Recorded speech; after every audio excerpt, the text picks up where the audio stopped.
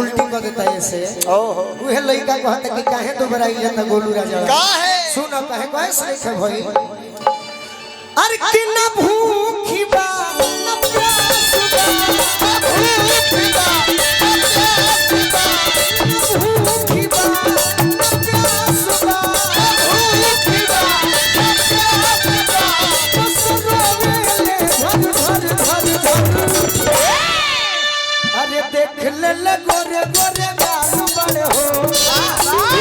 जब से अरे देख ले गोरे गोरे गाल बड़े हो बबुआ में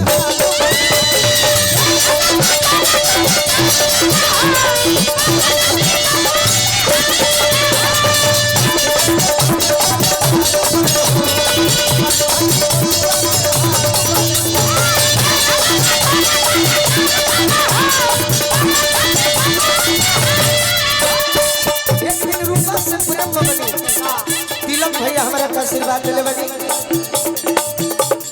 रूपा से प्रेम बनी तो रूपा का कहली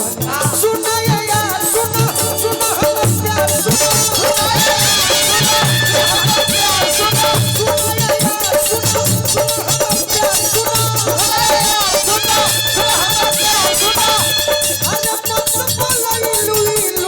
भाई हमारा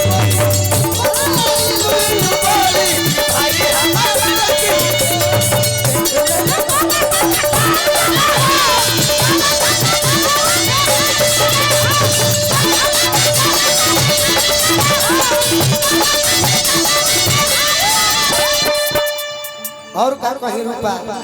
हम तारा फेरा में दुबराइल जातनी तारा के केहू डार्लिंग कहत होई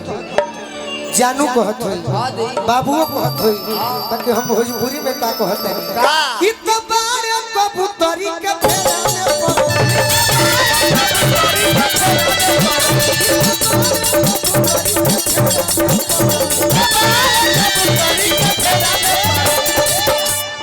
कि दिल कर लड़की के हंसी पजरल जरल जाना तारू कब से पगलाई बनी कब से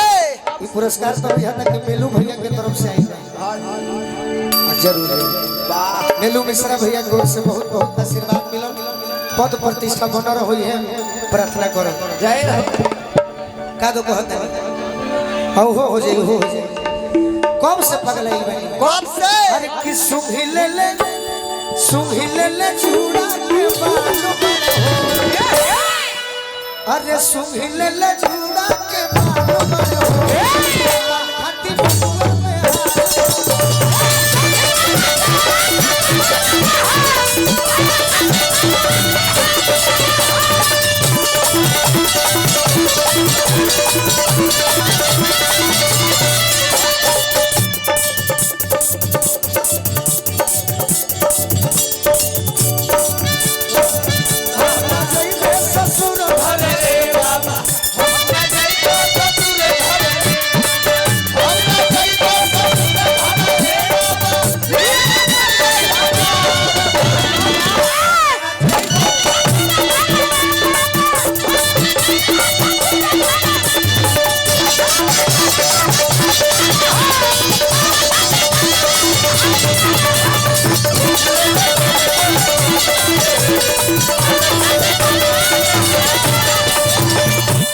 ऐसे लार से मरले रही तू रूपा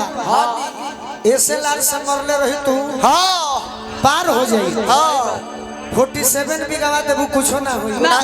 बाकी कनखी से मरले बड़ू बाचे के चांस नहीं थे सही बात कनखी से मरल बाई अब न मानी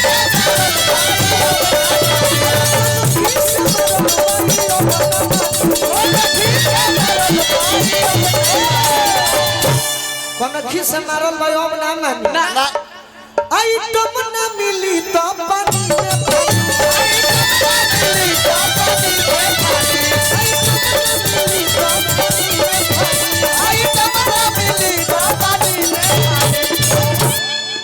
तोहरे चक्कर में सुधा जी कि घूमत यूपी बंगाल बड़े हो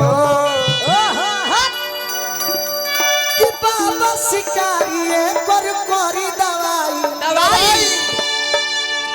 अरे की गोलुआ के रूपवा से रोजे मिलाई ना तो फानत तई खोड़े अरे देवाल बड़े हो अब माल खाती बबुआ बेहाल